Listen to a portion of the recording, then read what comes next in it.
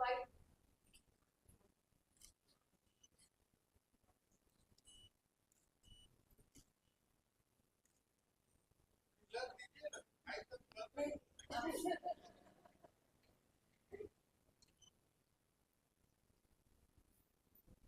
radio plays a vital role in strengthening community resilience during climate change, health crisis, and other emergencies. As we launch the festival, we reaffirm our commitment to a climate-responsive future where radio remains a powerful tool for awareness, adaptation, and action. Moving on to the much-awaited inaugural session, it is my honor and privilege to invite our distinguished guests for the day, Mr. Sanjay Jadoo, Secretary, Ministry of Information and Broadcasting, Government of India, Dr. Pragya Paliwal, Director General, All India Radio and News Service Division, Dr. Beno Goyal, Chief National Sciences Unit, UNESCO, Mr. K.H. Srivastava, Director IIC, and Mr. Satana Kapoor, Founder Director, the Radio Festival. Sanjay Jadoo, a 1992 batch IAS officer, brings a wealth of experience in governance, technology, and infrastructure development.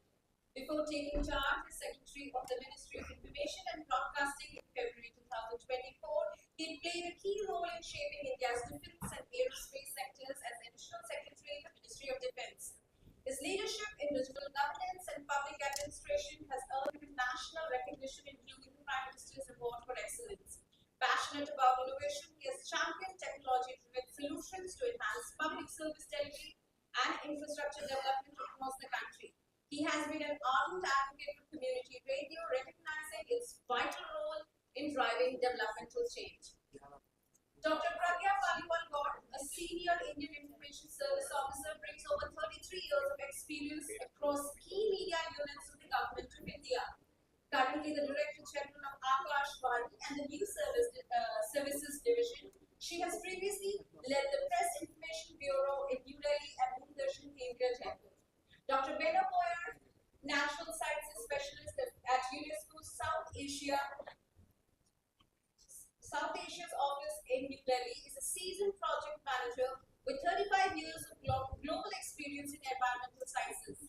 His expertise spans climate change adaptation, ecosystem management, and sustainability, focusing on water, energy, and food security across Europe, Africa, Asia, and Arab region. Kailash Lal Srivastava, retired IAS officer from the 1978 Karnataka cadre, brings over 44 years of experience in public administration. Currently a member of the Central Administration Tribunal, he has held key roles including Secretary, Ministry of Civil Aviation. Now I would like to invite Mrs. Archana Kapoor, Founder Director of TRF, to welcome the dignitaries.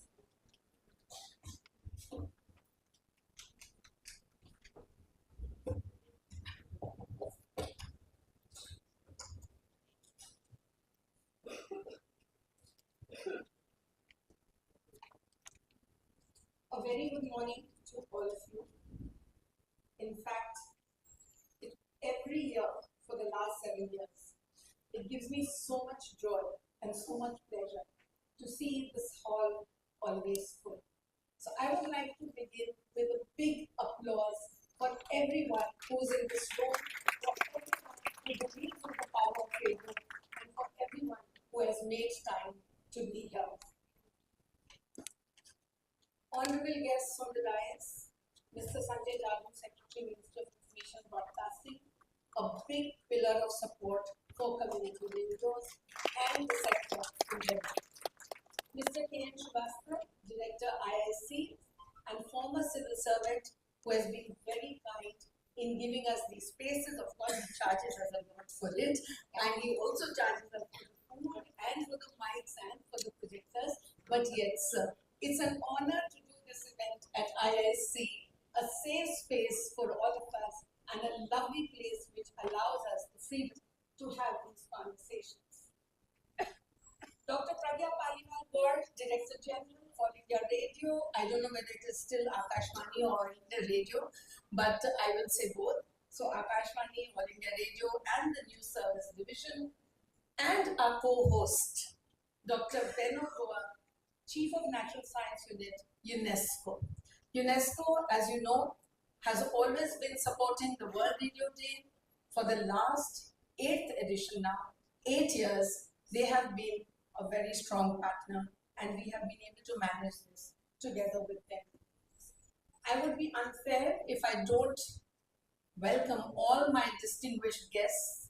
They know who they are. They are real friends of smart and community radios, our fellow radio stations, and executive council members of the Community Radio Association and other bodies and other media bodies that are present here. It is my pleasure to welcome you all to the celebration of World Radio Day and the 8th edition of the Radio Festival. This is a celebration of the voices that connect our societies, empower communities, and drive change. As I said, since 2018, this festival has served as a platform for dialogue, deliberation, innovation, and reaffirming our collective commitment to public service. This year, UNESCO announced the theme of the World Radio Day as Radio for Climate Change. We have taken the liberty to expand this title and this occasion to talk about AM, FM, radio and resilience. Recognizing radio's critical role in strengthening community resilience against climate change, natural disasters, public health crisis, and socio-economic challenges, we feel that the word AM/FM is not only representing frequencies, but it stands for, in this venue at least, and on this occasion, adaptation, mitigation, and futures management.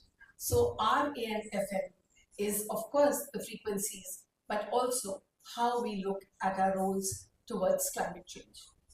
SMART has been committed to creating awareness and demystifying the complexities of climate change since the last few years. We have worked with over 100 community radio stations from down south to east to north to west, located in vulnerable zones, and have tried to bring about behavior change. Last year, under the G20 presidency, we hosted a day-long conference on India and its ongoing efforts in mitigating the impact of the climate crisis. Distinguished guests on the dais and in the audience, SMART has also been committed to making community radios a gender-safe space. We have worked in 15 states with 20 partner community radio stations to combat gender-based violence within their communities. Today, we will be releasing an outcome of our 2-year-long engagement, dialogue, and conversations across the country. With your support, sir, this could be a pioneering work globally. We would now like you to work with these community radios, your department, to start a gender-safe community radio campaign. We would be delighted to take the lead and start a certification process for community radios. And then maybe, sir, it could be adopted by other media organizations, whether it is private radios, AIR, or even other media entities. Sir, despite several initiatives to keep our communities safe and strong, resilient and responsive, community radios have faced challenges beyond the global crisis that we are addressing today. Sir, I urge you to recognize our struggle for resilience. Private radio stations are increasingly going regional, embracing local languages and cultural content while focusing on entertainment and revenue. With the auction of 734 frequencies in 234 Tier 2 and Tier 3 cities, private channels now directly compete with community radios. Yet, our mandate remains public service, community service, and making us extremely essential for the last mile connectivity. This space has now become highly competitive, sir, but its options to raise revenue have been rapidly shrinking. While community radios together reach an average of 164 million people with 547 radio stations, and an assured listenership as per your own survey, sir, of 40 million people, we are bound by too many restrictions.